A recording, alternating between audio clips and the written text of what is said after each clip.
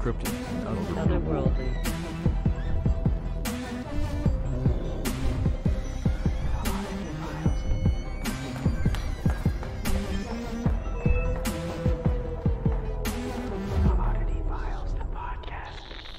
There it is. Thank you so much. Well, guys, we are Oddity Files, the podcast. I'm getting really bad at that. I know. I'm Kitsie Duncan. And I'm Clayton Abbott. And we're a podcast, and we're a TV show. Yes. And we like creepy, spooky, cryptid stuff and things. Yeah. So if you're into all of that, then you're in the right spot. Do we start 6 minutes early, or? Can we start 6 minutes early? Perfect. Do you want to? Why not? Brian, do you want to sit? Sit down, Brian. You're distracting us. Simmer down in the back there. Well, thank you guys for being here. This is a healthy crowd. It is. It's good. Did everyone go to the con today? Did we spend some time on the floor? Yeah. Nice. Anybody spend time in photo ops and have me yell ready at them? Awesome. So we're a paranormal podcast where we talk about weird shit we find on the internet. If you don't want me to cuss, raise your hand right now. I see a little one. Is it okay? Yep. Okay, because this bitch can cuss. I'm just saying. And it is actually written in my story. But yeah, we don't only talk about ghosts. We talk about UFOs and Bigfoot and sometimes curses, and we're getting into conspiracy a little bit. Urban legends. Yeah, so we're not only talking about ghosts. So when it's paranormal, it's just anything that's not normal that you can't really explain. Okay, the fact that you're putting your lip on that microphone is freaking me out. Are you aware there's a coronavirus? Oh my gosh. If I get it, I'll let you know. Okay. No, not allowed. Not allowed at all. Yeah, so we put a new podcast up every Friday, and we just had one go up today. I told a story of the Fresno night crawlers, which I have been obsessed with since Fact or Faked and the hot Ben Hansen, FBI Ben. Yeah, and my story this week was the Lake Michigan Triangle. So everyone knows about the Bermuda Triangle, but Lake Michigan has its own triangle, which is crazy. Insane. It's absolutely insane. Like we probably could have done a full episode just on that. Like there's this captain that just literally disappears off his ship. Out of his cabin, not off the ship. But There's he went in, no locked way the to door. get out of his. There weren't any portholes or anything. He just vanished. So I'm having nightmares about go that. listen to still. episode 66. What's it called? It was called "Damn Those Men in Black Suits." That's fair enough. Yeah. Every story always has, like, anytime there's evidence that you know there's evidence, shortly after a man in a black suit shows up, and then that person's gone. Their evidence is gone. Yeah. Their plane. It's just like the movie. Their plane crashes. Yeah. Well, I don't know. Don't trust them. Don't trust anyone. That is my motto. People scare me, except you guys, because you guys are here and I love you. Okay? Do you love me back? Yes. God, you guys are amazing. University of Cincinnati. Are you from Cincinnati? Yeah, I saw you at Border House. Yeah. That's what I thought. I thought that was I know. you. This guy's everywhere. So, GalaxyCon, they've been great to us. We've done a live podcast at every GalaxyCon since Raleigh last year. Yes. So, like I said, they're great to us, and we love doing their shows because it's always a different crowd, but it's always a fun crowd, people that are willing just to listen to us ramble on about something that we find interesting. About weird stuff we find on the Google. And sometimes we get sidetracked, and sometimes we might offend people, but yeah, I we try just really hard not to, but I have a feeling I do every episode. But yeah, we're just here really to have a good time. We don't take ourselves too seriously. You'll learn that really quickly. And yeah, we just love what we do. And I stumble when reading because words are hard. I do want to let you guys know, people who haven't heard the podcast before, at the end we open up the floor to one person to tell their own personal paranormal story. So as we're doing our thing, you guys think about if you've got anything. There's a free sticker involved, so I'm just putting that out there. You guys can fight for it later. Yeah. You have some paranormal in the news, though. I do. So every week we find something that's happened in the news somewhere in the world. And this one, so I love space and UFOs and aliens and all that good stuff. And there is video footage from the the International Space Station. Like legit. I mean, you could call it a UFO because it's unidentified. Correct. It's also flying and it's an object. So it was a UFO. But yeah, it's just like traveling the exact same speed as the ISS, but it's not a satellite. It's not debris. And then all of a sudden it just starts to like float up, which would mean it's like leaving orbit, which something would need to be like propelled. But there's no like, it's just doing it as if it's on its own. And NASA like released this footage, so it's not like Joe Schmo, you know. And was it on a camera that like anybody can view on the internet? Yeah, it's on like a webcam. Yeah. Yeah. And Is that still what they're called? I don't even know. Yeah, sure. Makes me think of 90s porn. But it just like floats up and away, and then all of a sudden it doesn't like shoot off like everyone thinks. You know, it does though. I mean, it's pretty quick, but it's not like zing. Like it's, you know, it's like, oh, there it goes. But you see NASA zooming in on it, which it lends to the validity of it, I think. Yeah, but it was a 22-minute shot of them just like focusing on this thing, and then it just decides to leave. But there's nothing on the news. They're still talking about this stupid coronavirus. I know. Talk about the UFOs. Please, and thank you. But yeah, so if you guys want to see that, you can either Google it yourself, or we post stories on our Instagram feed. So if you go to Instagram because we're a podcast, and again, we don't take ourselves too seriously, so when we try to describe what something looks like, a lot of times in our head we're like, oh, that was exactly how it looks. We should at one point describe like something to each almost. other and then like have to draw like what we see. Oh, gosh. Yeah, that'd be great. Doesn't work on radio though. We put up highlights on Instagram, so if you're listening back to episode 12, there's a highlight. Which you will, right? Yes. 12 was a good one. And then there's timestamps, so you know exactly what something looks like the Fresno Nightcrawler. You'll see what they look like, and yeah, so we'll do the same thing. This episode will air next Friday. Yes. So if you liked it, or if you came in late and really are interested in what happened in the first 5 minutes. They didn't hear you say that. Right. Exactly. You can go back next week and next Friday and listen to the episode. We also have a ghost hunting show. Do you guys watch all that stuff on the Travel Channel? It's kind of amazing, and I'm a complete addict. It's addicting. Yes, but we have a show on Amazon Prime that's free to all Prime members, or if you're not a Prime member, you can like download an episode. I think it's like $1.99 an episode. I think at one point I said it was 50 cents an episode, but no, that's what we make off it. But we go to notoriously haunted locations, and we get evidence that those shows you watch on that one channel doesn't get. Bobby Mackey's, there's no demons. I'm just putting out there. Yeah. It's a chick. She talked to us the entire night. Yeah, but we investigate. It's just the two of us, and then her son, Carter, he's with us as well. He's more of like our camera tech guy, but we don't have any big production teams to go in with us. He comes with to spend time with Mom. We don't have a network that's funding us and like sending us to these places. It's all done just us. We do have a Patreon that we have subscribers to, and that's kind of how we are able to afford the equipment and the travel. But we've been to Australia to investigate. We've been all over the United States. But yeah, we have 3 seasons that are on Amazon Prime right now. We're really proud of the 3rd season. Yes, don't watch the others. You really don't need to. You can just start with number 3. My editing was really bad. I mean, it really is us. Yeah. We film it, I edit it better than I used to. But it's really fun, and like I said, we went to Bobby Mackey's last year. We went to Waverly Hills. Yeah. It was insane, and I don't know how anybody can do that whole thing in one night. Yeah, we tried, and we actually had 2 extra people with us. Yes. So we have a producer of the podcast, DJ Jimmy. Wah, wah. And he's on a cruise, we miss him. Yeah, it's usually DJ Jimmy, wah, wah, like a DJ. Like happy? But since he's gone, we do like the sad wah. Yeah. And then my little sister, who happens to live in Louisville, and she's really like in tune with all of that stuff. So we took her, I think, as her birthday present.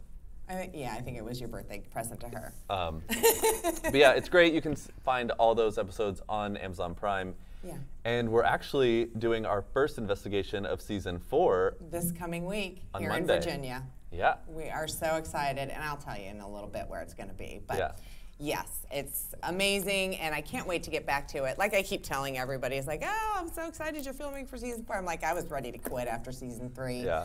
But it does. I mean, people talk about hunting ghosts, and like we can joke about it sometimes, but when we have back-to-back investigations, it really is draining. I mean, not only are you staying up all night talking to yourself in a dark room, but literally. when it's active, like you can tell, like they use your energy, like they feed from your energy, and there are times. We used to tell them to take our energy. Yeah, we don't anymore. Till a psychic told me don't do that anymore. Right, we were like falling asleep on the drives home, like oh, maybe not.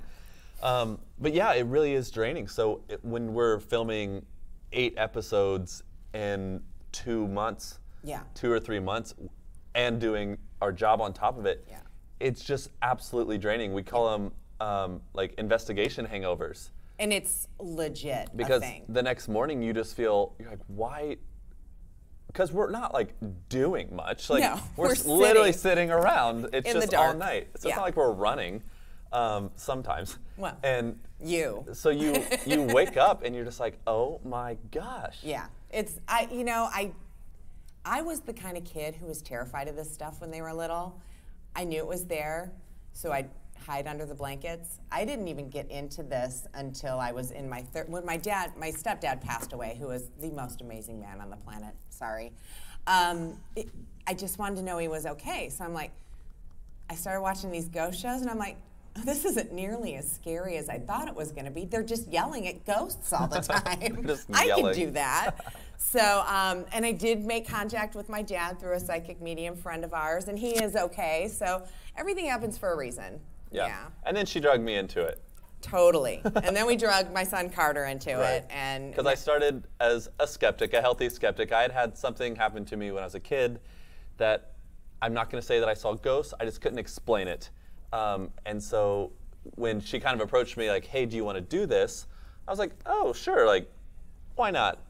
I had to meet his dad and make sure it was okay. Yeah, like I'm still confident. I don't think I'm going to see an apparition like strolling down the hallway in a dress or something. But you know, I've been touched. I've seen shadow figures. He's had them say his name on several occasions. Yeah, well, he's had one say his name on several occasions. The same entity. But yeah, it's just one of those things that before it, I would kind of I would laugh at the shows. I'd watch them and they would get evidence and I would literally laugh at them. But now that we've done it for 8 years it's now. A long freak. So we have a new child in the room. I cuss. Do you want me to cut it out? Oh, I love you. Thank you. Because I'm that bitch. But yeah, it's a lot of fun and it's, like she said, it's just addicting. And at the end of every season when we're wrapping, we're like, I'm so happy we're done. Yeah. We'll talk about another season, maybe. And now we're like scrambling around trying to where find are we going? Like, yeah. So has anybody in the audience investigated before? Oh, nice. Wow. Anybody want to investigate who hasn't yet? Sweet. We need to do another investigation where we bring fans along. Yes. I think that would be fun. We did one at a place called Revenant Acres. It's about an hour outside of east of Indianapolis, and it was really cool. We had my son got possessed. We had a decent crowd with us. It was what, 25 people that ended up coming. I think you might be exaggerating just a little bit. Really?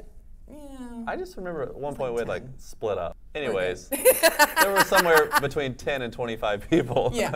But yeah, it was a ton of fun, and because we do this so frequently, and I say this all the time that I don't think anyone, regardless of the TV show you watch, is an expert in the field.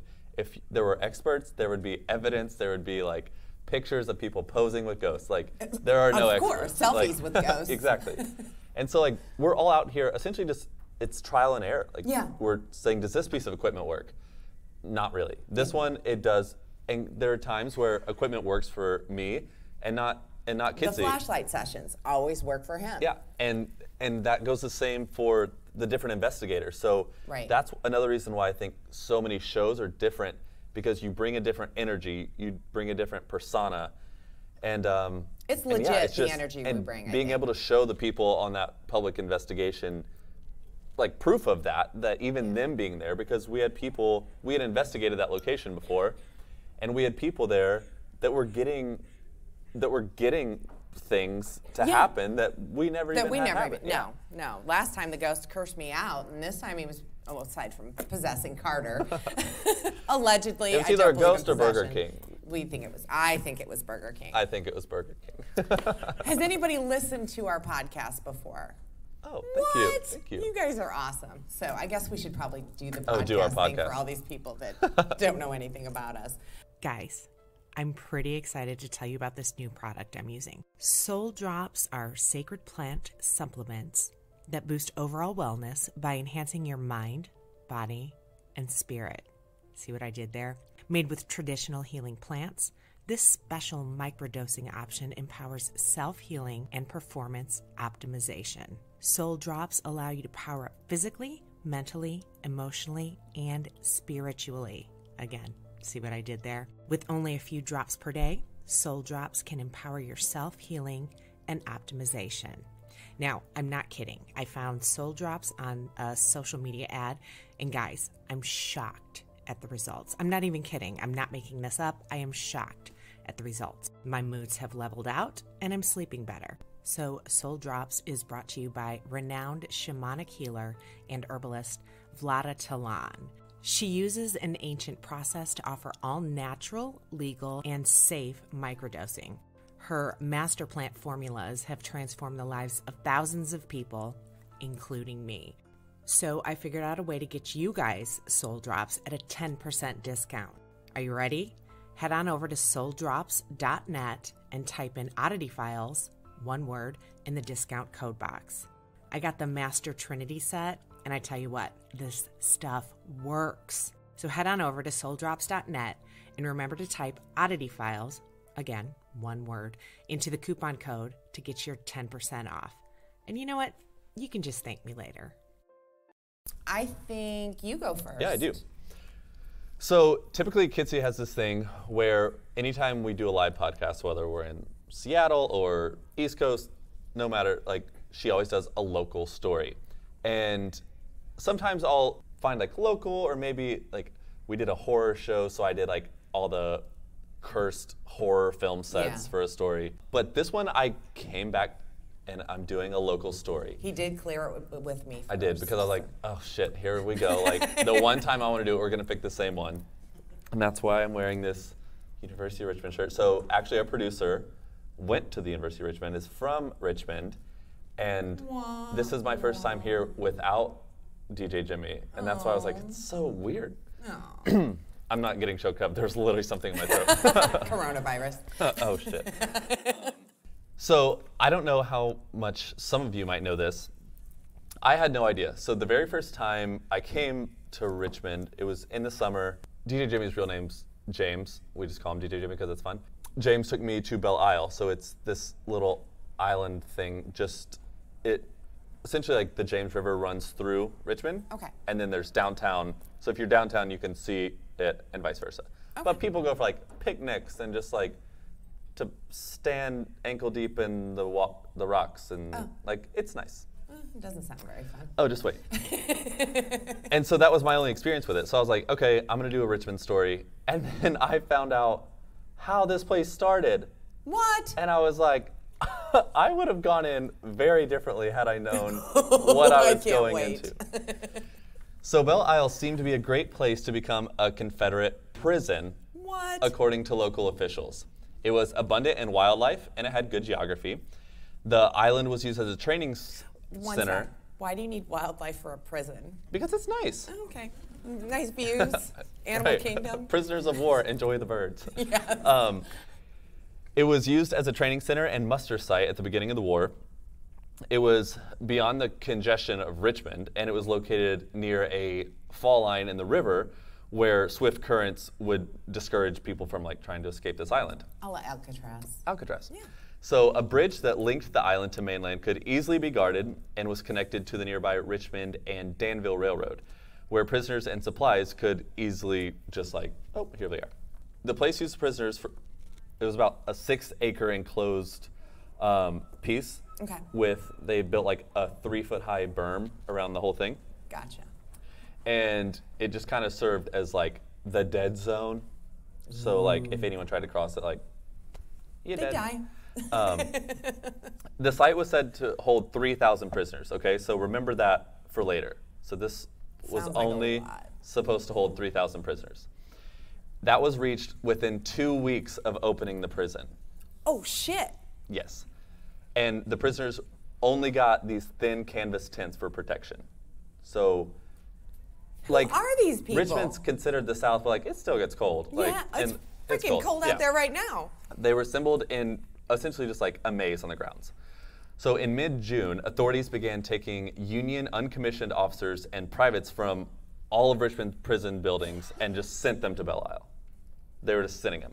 So by mid-July 1962, there were over 5,000 prisoners on the island. Keep in mind, they own like How big is this island? well, the spot they had them was only 6 acres. Oh my god. Like the this island is sounds a terrible. lot larger than 6 acres, but I mean, I know they broke the law and shit, but come on. it's also the Civil War. Like, What could they have done? well, also like they didn't care. The prisoner exchange program was started by both sides, so whatever. Prisoners were processed from Belle Isle through Libby Prison until the prison was nearly vacant. I'm only saying this because I'm assuming some of you people might know what I'm talking about if you're from here. Oh, I saw a nod. Yay. By September 23rd, Libby Prison was closed, so it was just Belle Isle. Okay. So now, 6 months later, the prison was reopened and then closed until May when it was reopened again. By November, I mean, is the warden going on vacation, I don't know. or what's the deal here? Okay. So by November, the population on Belle Isle is now 6,300. Oh my god. Yes. So and then in February, the Belle Isle prisoners were moved to a prison in Georgia. Thank the Lord. Thank God. Yep. They began like letting them leave in groups of 400. By March of 1964, the last prisoners were said to have left. The following June, 6,000 more men were confined here. What are these people doing? Civil War, I'm telling you. And they were all transferred out to Danville Prison and Salisbury Prison by late October. So during the 18 months the prison was operating, there were more than 20,000 prisoners in and out. And they were all in tents? No. Was there a prison built? No. There were only canvas tents to hold 3,000. The others, they were just like, go lay somewhere. They must have been awful people. Estimates have the death total was around 1,000, but like, this sounds terrible. They didn't care if they died. So it's like, how many records were they actually keeping of people Yeah, dying? exactly. Now, was it the They were probably like, wildlife killing them? 1,000. Like, someone asked them, like, that sounds good. We're going to go with 1,000. It could be more, it could be less. There were a few known escape attempts, obviously, because the river, and so they don't even know how many people tried to escape and just were swept away.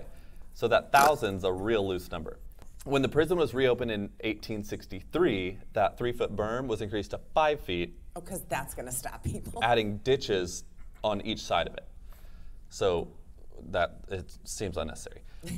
The inside of the prison was marked off with 60 streets radiating from a central avenue. So they're building like, essentially, it sounds terrible, a concentration camp. Literally. Like, it's a camp full of prisoners. Of those streets, they were all lined with these canvas tents.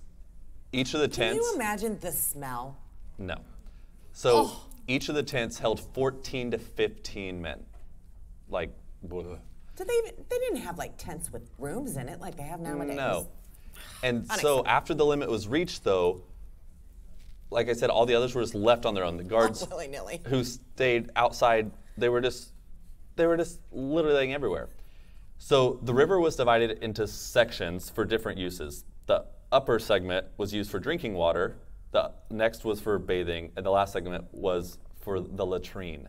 I just threw up my mouth a little bit. With the lack of trees in the prison, it was just exposed, so the summers were extremely hot. Everybody's got sunburn. And there was no shelter. But on the other side, the winters were extremely cold.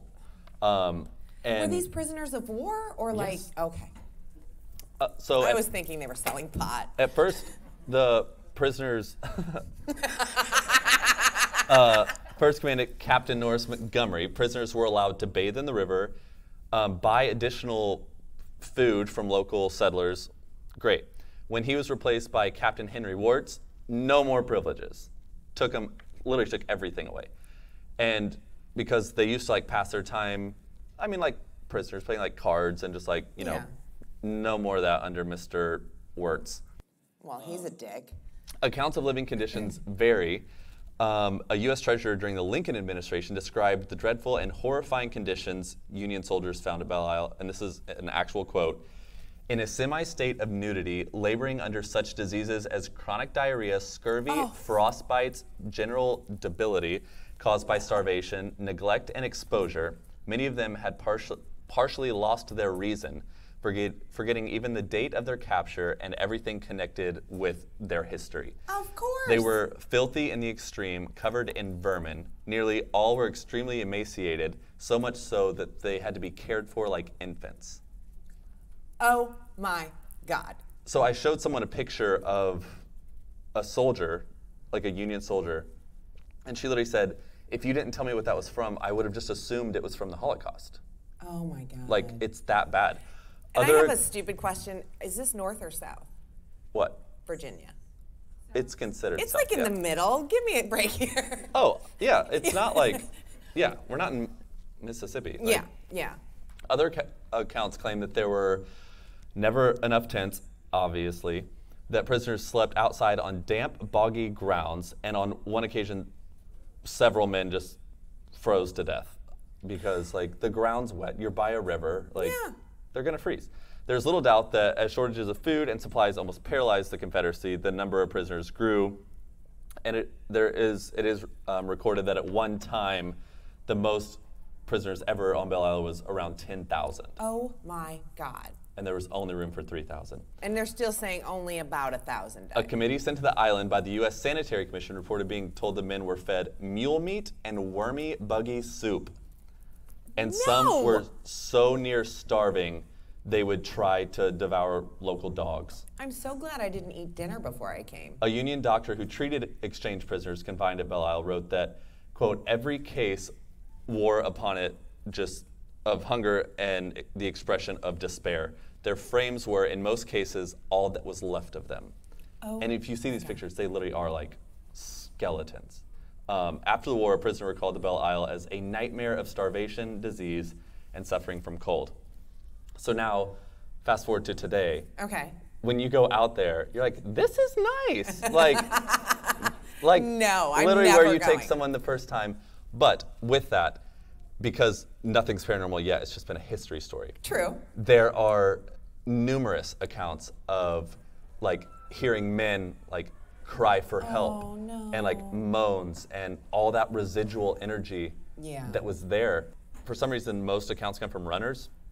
That like they'll just be running through and like they'll take out headphones because they hear something like someone calling for help or. Oh my God. And I mean, the internet is littered with accounts of people out there just like hearing things. Like they've never, I'm sure someone's seen something, but yeah, just all these accounts of residual energy. And I'm like, no shit. Yes. It was, I mean, jails are some of the most haunted locations we've ever been to. And that, in those conditions, I cannot even imagine. I mean, think about 10,000 men Yeah. starving, Yeah. freezing cold, Yeah. like probably using each other for warmth, and then they just die. Like, well, obviously they have something left, as in like spiritually. Yes. Or like whether it's residual energy or if they're still haunting or whatever. So we define residual energy like a prison. There's just, or think about a school. Like think about a school. So you have hundreds of thousands of kids throughout the years walking down these hallways, closing these doors. That's why a lot of times in schools, when people investigate them, you hear a door close or you hear footsteps. Kids running down a hallway. It's just, it's what happened and just, it's almost like rubbing your hand on carpet and then touching something. Like you get that spark. Yes. It's that residual energy. It's the exact same thing. Whereas intelligent energy is like something saying your name or tapping you or poltergeist activity. Right. And I bet there's intelligent haunting there as well. Oh my gosh. But now I want to go with a completely different mindset. Right. It's like, can we go camp out there? The scurvy's gone. Yeah. Is there residual smell? That's what I want to know. I can't get But yeah, I was like, this is probably the most like, it took the longest to get to where I was going. But no, it was good though. I had no idea And like Jess, who lives here as well, she didn't have any idea that, you know, the American, actually this would have been the first concentration camp. Literally. Yeah. Yeah. And they don't teach you that shit in history. No. It's terrible. I don't like it. I mean, and I still don't want to go Now you there. know. Well, I appreciate it. I know. And I was actually, so her daughter Cassie, she's an elopement photographer. And before I researched this story, I was like, Cassie, you should go do a shoot out at Belle Isle. Oh, she'll get all the ghosties I on know, film. Right? Oh. Hey, did you see the trailer for the new Candyman movie? I did. What are your thoughts?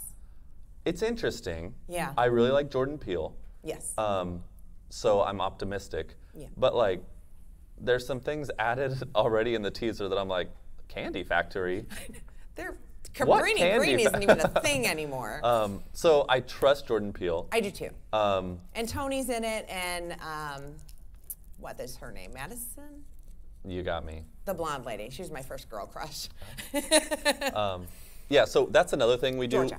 We get sidetracked just talking about movies. We do. And then it's An American Horror Story quite often. and then it's 15 minutes into the podcast and we're like, we've only talked about movie reviews. Yeah, exactly. And then it all ends up getting cut. I'm super stoked about it. Now, here's my question, which I probably should have researched this before asking you, but you may know more than I do. Is like the Candyman legend, like, is it real or was it just made for a movie? I never heard of it. Like, I always heard of Bloody Mary in the mirror. It's very similar. Yeah, but I never heard of that. But that's Tony just Todd's me. a little scarier. Tony Todd is terrifying. Yes. He's a very And it's large cool that man. he's in it. I'm very excited about it. Okay, I should probably tell my story. Are you doing a Candyman story? No. Oh. It was in my things to talk about. I thought that was your forgot about it till segue now. in your No, story. no, I was no. like, I'm intrigued. So my story is about Grace Sherwood. As we start our filming on season 4 that we talked about it, of our paranormal investigative show that I'm sure you're sick of hearing about. We begin filming this week at our first location that's not so far from here, and it's called Fairy Plantation. This place is legit haunted, in all seriousness. The only place I have ever seen a full-on ghost from head to toe. I'll be the judge of that. She better show up, I'm just saying.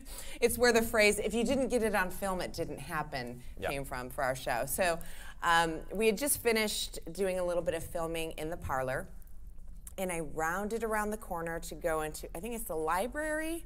I'm really bad. It's been a long time for me. I came around the corner and I saw this little head of this little girl pop out of this doorway, smile at me, and then she just kind of came on out and turned around and walked away. Was it a little girl? It was a little girl. No. Yay big.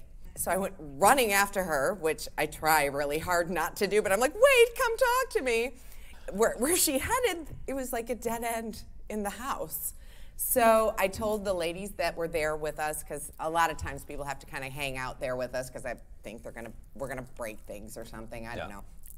But I talked to them about it, and I described her, and she pulled out a drawing that somebody else had done of the same little girl they had seen, and it was the same little girl. She was known then as the Fairy Plantation Girl, but when I booked the location for us to investigate, I guess she finally has a name. They know who she is, and her name is Bessie. Okay, Bessie. So I'm very excited for you to meet Bessie. I can't But wait. we need to we can't go in there on a manhunt.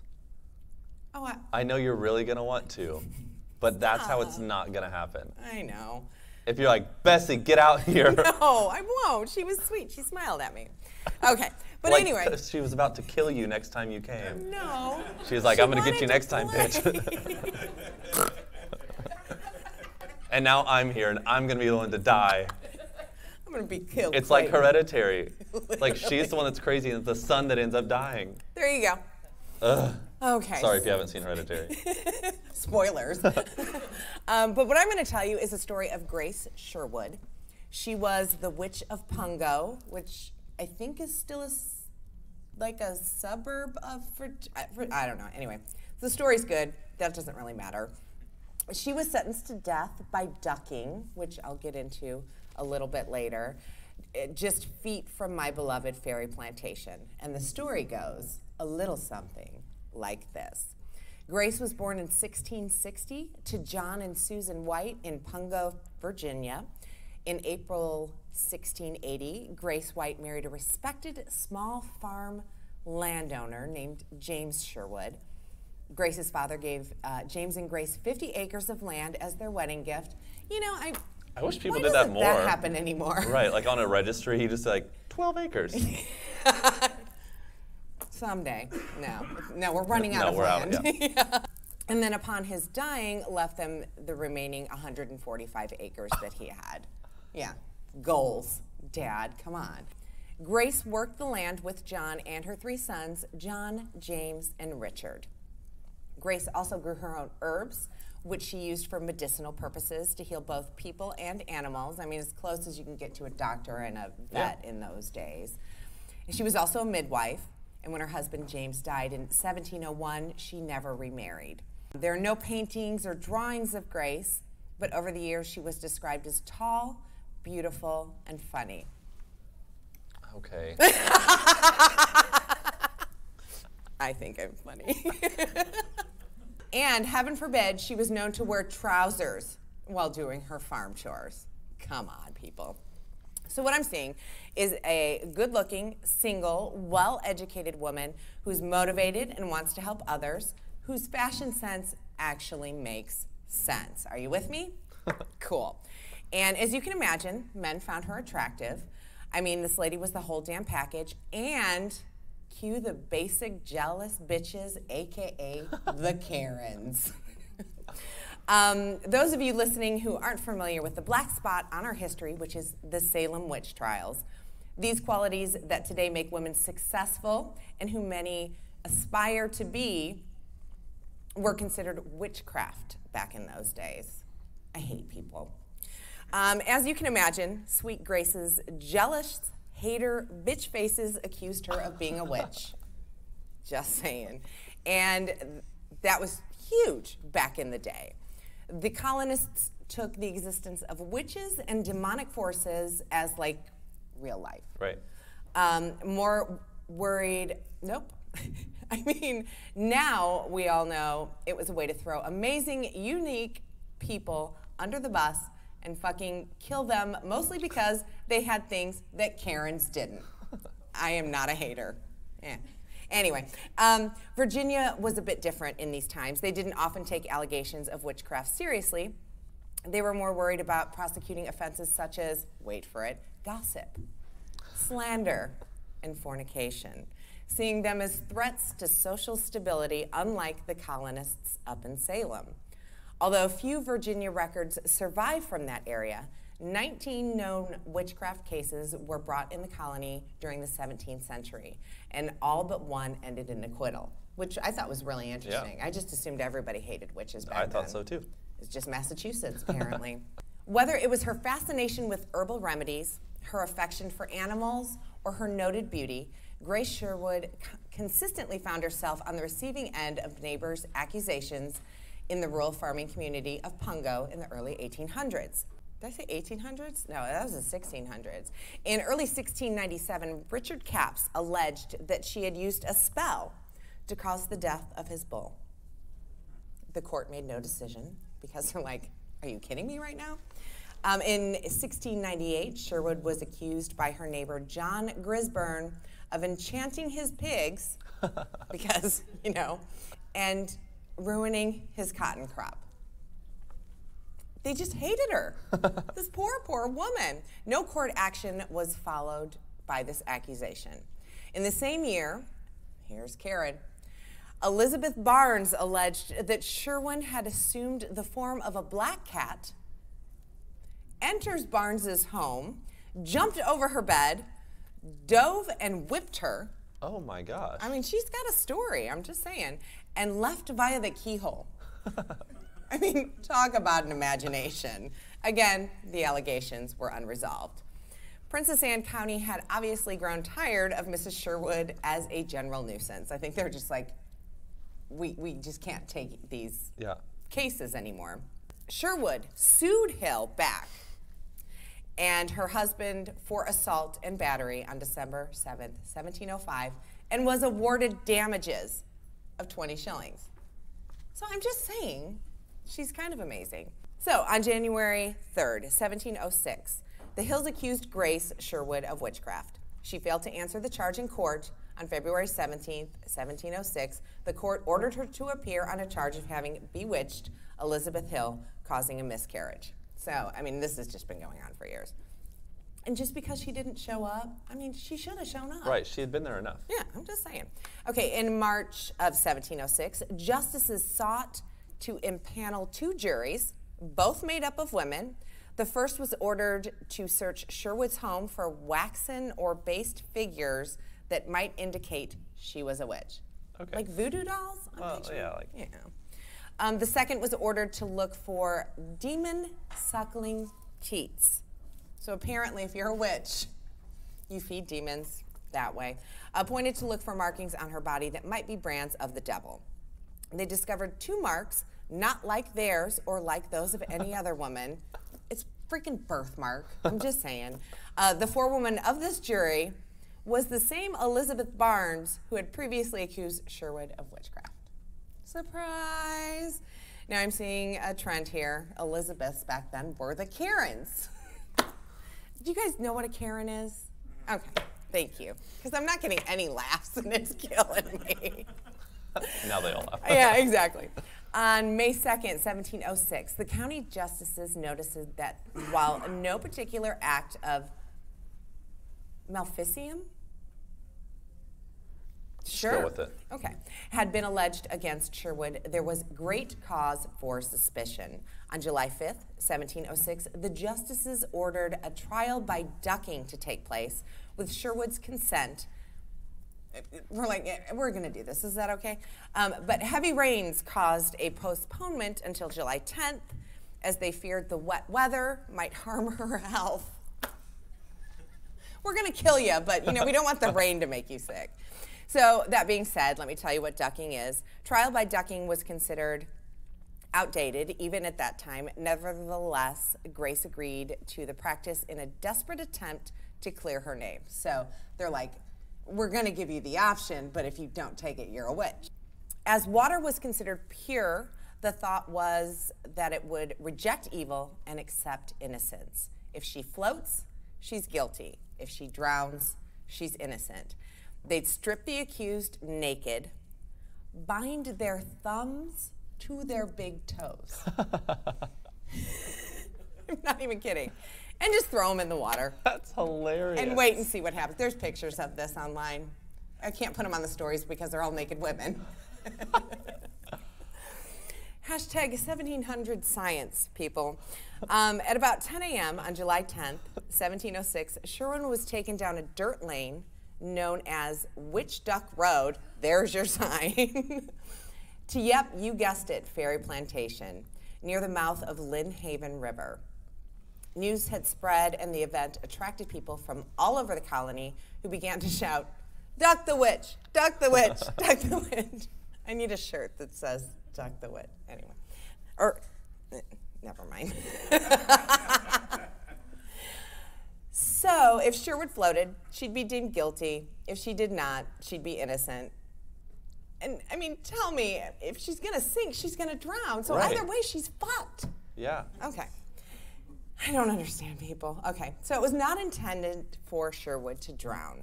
The court had ordered that care be taken to preserve her life. So after she's drowned, they're gonna go in and grab her. It's a mess. So after 5 women checked the binding job of the toes and the thumbs, and then what I'm picturing is like an S&M expert comes in and checks the knots to make sure she's not gonna escape, they put her in a sack. And then 6 of the justices that had ordered the ducking rowed in one boat 200 yards out to the river. And in another were the sheriff, the magistrate, and Sherwood in a bag. With her toes attached to her thumbs. I feel so bad for her. Just before she was pushed off the boat, Sherwood was said to have stated, "Under clear skies, before this day be through, you will all get a worse ducking than I." Is it autocorrect or is it really ducking? I don't know why I'm seeing this in like a scary movie setting, as in like I'm seeing it the as parody cartoons. like scary movie. Oh, yeah. And this is Anna Faris, and all this is happening to her. Literally. Literally. And she just screams what you just said. Yeah, Like, with her thumbs yes. and she her big toes in a sack. bag. Okay. After she was pushed in, I just picture them kicking her off the boat. I don't know. I have a wild imagination. She quickly floated back to the top. So the sheriff then tied a 13-pound Bible around her neck. I can't make this shit up. And this caused her to sink, duh. But she untied herself in the sack under the water and returned to the surface, convincing many spectators she was a witch. This poor woman. Maybe she was just a witch. I hope so, because witches are awesome. As Sherwood pulled out of the water, a downpour reportedly stated, drenching the onlookers, so they got their ducking. She's totally a witch. What happened to Sherwood after the ducking is really unclear, as many court records have been lost. The only thing that seems to have been recorded was her release from jail 6 years later. So what happened was she didn't drown, she was still a witch, so they just kept her in jail. I don't know if they were planning on doing it again, but she finally got released. You go, girl, so proud of her. She lived the remainder of her life quietly until her death in 1740 at about age 80. Whoa. That's really old for back then. Not for a witch. True. God, I hope I'm a witch. Why didn't they just press her like they did all the ones in Boston? Thank God they didn't. She got out of jail. That's true. Yeah. She lived till 80. She outlived those bitches. She totally did. Score!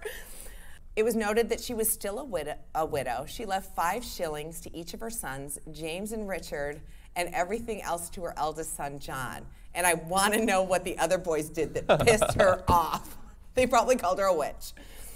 According to legend, Sherwood's sons put her near the fireplace, and a wind came down the chimney. Her body disappeared amid the embers, and the only clue being a cloven hoof print. Lies and untruths. That's fake news, people. Sherwood lies in an unmarked grave under some trees in a field near the intersection of Pungo Ferry Road and Princess Anne Road. So her body Virginia didn't Beach. disappear. I told Okay. you, fake news. Yeah. Stories about the devil taking her body, unnatural storms, and loitering black cats quickly arose after her death, and local men killed every feline they could find. This widespread killing of cats might have caused the infestation of rats and mice recorded in Princess Anne County in 1743. I'm not gonna lie, I really hope that's true, because karma. But this woman is my goddamn hero. Talk about survival in the face of adversity and jealous haters. A statue in honor of Grace was unveiled on April 21st, 2007, and is in Virginia Beach, so we should probably check that out. Take a selfie with good old, what's her name? Is that Grace, I think? Grace. Words are hard. A whole story on her, I'm like, what's her name? But the true poetic justice came in on July 10th, 2006, when Governor Tim Kaine restored Grace Sherwood's good name 300 years to the day since the ducking drama. The ducking drama. The ducking drama! That's the name of this episode. Yes! I feel like the next step is to add a celebration of some sort. Do we know if there's any celebrations in Virginia Beach A festival for her? Yeah. There's I always think a that festival. would be fun. Yeah, all the witchy goods. Everything has a festival. Yeah. Oh, and I forgot to put all my sources Your where I got this. citations. Google, thanks for the help. I freaking appreciate it. But I thought it was a neat story. That is really cool. Yeah. Yes, her life was very intriguing. I'm just excited that I now know what ducking is. Because how that's it's probably made a movie at some point, but like. Maybe that's what autocorrect is trying to say. I doubt it. True. But that is true, like, oh, I guess you could be like ducking under a table. Oh, yeah. Now it's always going to be, y'all are going to think witches when your phone autocorrects the Naked F word. women, toes, thumbs, in a sack. I couldn't even. 13-pound Bible. Yeah. And the picture was on Wikipedia, and it looked like she was just kind of hogtied, but when I read the thumbs and the big toes, I'm like, first of all, rope was really thick It's like back a then. terrible yoga pose. Literally. That's like upside down ducking dog. But that's what we do. We tell stories. Yeah, we just tell each other stories. And this is when we open up to you guys. So does anybody have a personal paranormal story? It doesn't have to be ghosts. Yeah. I prefer Bigfoot stories. Aliens. Aliens are always good. Chupacabra. It literally doesn't matter. All the cryptids. Anybody? Don't be shy. I know I saw a few people looking at each other. I saw somebody nodding in the back. I know. No? So don't be shy. Guys, this will be our first live podcast where we don't have a story from y'all. Oh, Get up perfect. here. Come on. Well, how about I say it from here? But we record this and put this up on our podcast, so. You're gonna be famous. I know, with my scooter. Here I go. Bring that Heck scooter yes. up here, girl.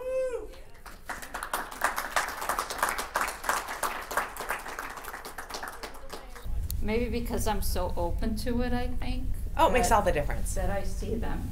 So we were in Vale, and we were visiting some friends, and we were staying at their house, and it was in the mountains, and behind their house was a creek, and it was in the middle of all the woods. So we happened to be staying in his sister's room, who was away to college, and she had a very large window right next to the bed. So at night, I happened to wake up to go to the restroom, and I opened my eyes. There weren't any curtains. It was just beautiful, large window, and you could see into the woods. And when I opened my eyes and I sat up, I looked out and I saw a family, a husband, a wife, and the wife was holding a baby, and they had 2 small children in front of them. What? And they were dressed in colonial gear. Yes. Oh, And jealous. so I looked at them. I thought, okay, wait, is this real? I looked at them, and then I thought, maybe I'm just seeing things. I went to the restroom. I came back. I sat in bed. I looked out. Now it's pitch dark outside, but they're glowing. And I look again, and I kind of wake my husband up. I said, I see ghosts outside, and he says, go back to sleep. Sounds like my husband. Right. Yeah. And then I went back to sleep, and I looked at them, and they were looking at me. And then I went back to sleep. The next morning at breakfast, I told our friends about it, and their parents were there too, and they all looked at me shocked, because their daughter, or his sister, when she was living at home, had seen many times the exact same ghost family that I crazy. described.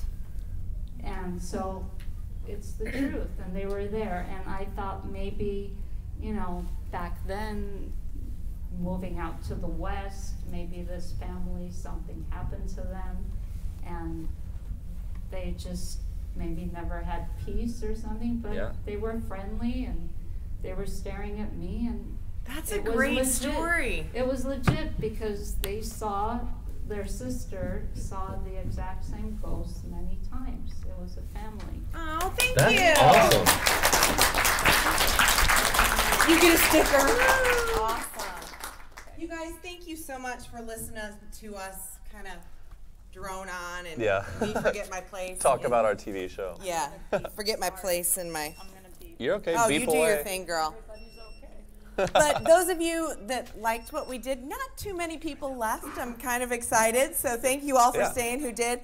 We've got these up here. If you want to go ahead and take one, it gives where you can find us online and all that good stuff. But we'd love to hear from you. If you guys had a ghost story that you weren't interested in getting up here and being brave like this wonderful woman here, we do take submissions for the podcast, Yeah. and our website has all that information on there.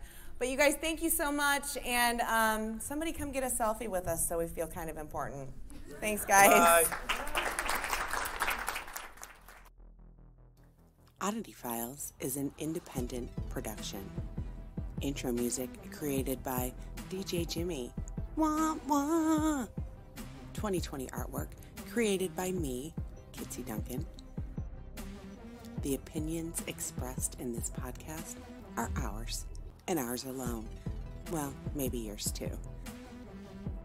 If you like the show and would like to support us, visit oddityfiles.com and click on support. or go to patreon.com/oddityfiles. Every little bit helps with both the podcast and the TV show. You can also support us by watching Oddity Files on Amazon Prime. It's free to Prime members and dirt cheap to those who aren't. You can find us on all the social media sites at Oddity Files. Keep spreading the word by sharing, retweeting, and reposting. Join our Oddity Files Facebook group by searching Oddity Files Fan Group and click Join. We'll approve you as soon as we can. All weirdos are welcome. Not into that social media stuff? Tell your coworkers, family, even the weird guy who just won't stop talking to you in line for coffee. Oh, and Grandma. Your grandma will love us. We appreciate each and every one of you, and if it weren't for you, we have no idea what we would do with our lives. If you have a story you'd like to submit, send it on in at oddityfilescrew@gmail.com. Also, send in story ideas, silly, weird memes, or just positive vibes to oddityfilescrew@gmail.com. You can also call in and leave that in a voicemail. Call us at 317-300-6699. To contact us about an appearance, reach out at Kitsie at oddityfiles.com. When you have a sec, rate, review, and subscribe. We know it doesn't sound like much, but it really helps us get up there in the podcasting charts. And remember, kids, weird is the new cool. Ghost on.